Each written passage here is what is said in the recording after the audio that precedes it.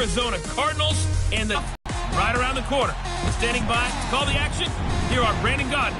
And like the fanfare of introductions to an NFL game, and that was in evidence a moment ago. Fireworks, pyrotechnics, you name it. This crowd is ready as their guys get set to match up between the Arizona Cardinals. Charles Davis. And Charles, you take a look at this Buccaneer ball club. They come off a disappointment last time out that put an end to their modest 3-game win streak. Meanwhile, for the visiting Cardinals here, it's late in the year. We all know it. We've seen the calendar for these guys. Their bodies could probably use a break, but they have to push on. And they're really not as worried about that as maybe we think. They know they've got the entire offseason to rest. All they care about is the game in front of them and finishing strong. And he's going to be met at the line of scrimmage and taken down. Call it no gain on the play, and it'll be second down. He has elite instincts from his linebacker spot. He's able to diagnose the run and flies in like a missile to stop that one behind the line of scrimmage.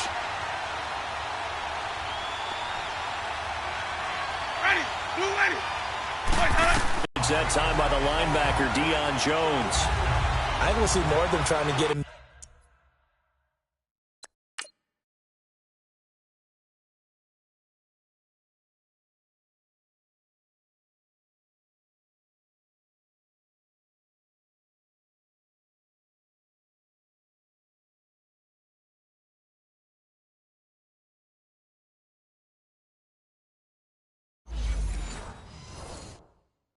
Football out of the backfield. They love what he can do in open space, and they believe that he creates mismatches they can exploit. So now an early 3rd and 10 here on their opening drive. Ready. We're ready. Working out of the gun, Winston. Oh, hit as he throws there, incomplete.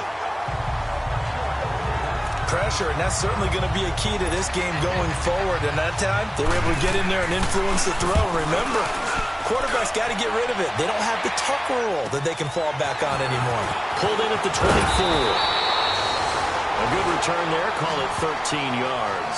And the Bucs will get ready to go on offense.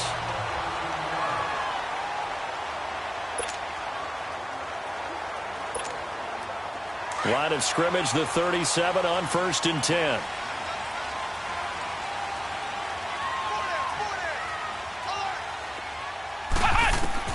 On 1st and 10, Raymond. He rifles one that's intercepted. Picked off by the linebacker, Jatavis Brown.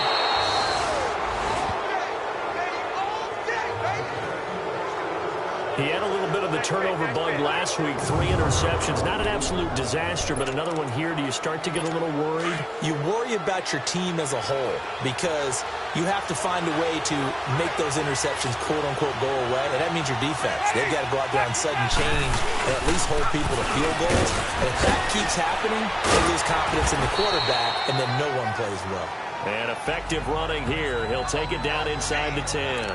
It's a 7-yard carry to set them up with a 2nd and 3. Despite the blitz, they're still able to pick up a nice, solid gain. The disadvantage of blitzing often alters the normal spacing and run fits and leaves creases like they were able to exploit right there. Ready. On 2nd down, Johnson. And he fights his way in, not giving up, and it's a Cardinal touchdown. Duke Johnson, his 2nd touchdown on the season. And the Cardinals have taken the early lead. And there, the counter play proves successful for the touchdown. What typically makes a counter play in general successful, Charles?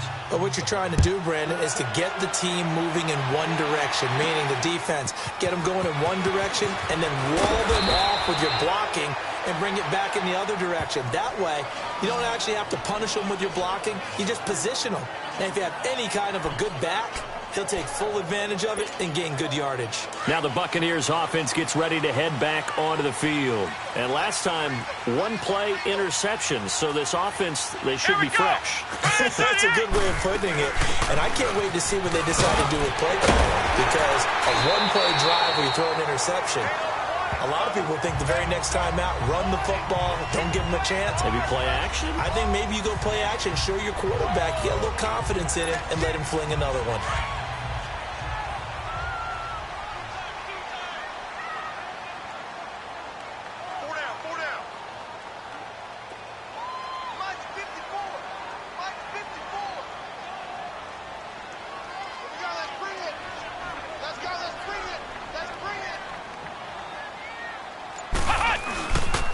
And on the ground they go with the running back. And he'll slip his way up across the 30 to the 32. And he got half of what he needed there, 2 yards. And it'll bring up a 3rd and 2 more. The good run on first down followed up by a not-so-good run on second down. Now let's find out if they're going to stick with the run here on third down. A lot of people would love to see some play action here. I say go with your best running play over your best blocker. 3 yards there, good enough to keep the drive moving. Haven't met a football team yet that runs the ball successfully that doesn't talk about having an attitude to be a running football team, right? You got to be able to put your nose in there, smell where the first down sticks are, and get there. Ball up to the 35 now as they come up on 1st and 10. Back to throw. Raymond under a heavy rush, and down he goes. They just gave up a sack there, and if I'm not mistaken, they gave up 4 last week, didn't they? Yes, and just looking really porous, aren't they? They really are, and I'm wondering if they're going to have to start thinking about keeping the tight end in, maybe a back, someone to help assist, because right now, their quarterback's been getting hit a lot.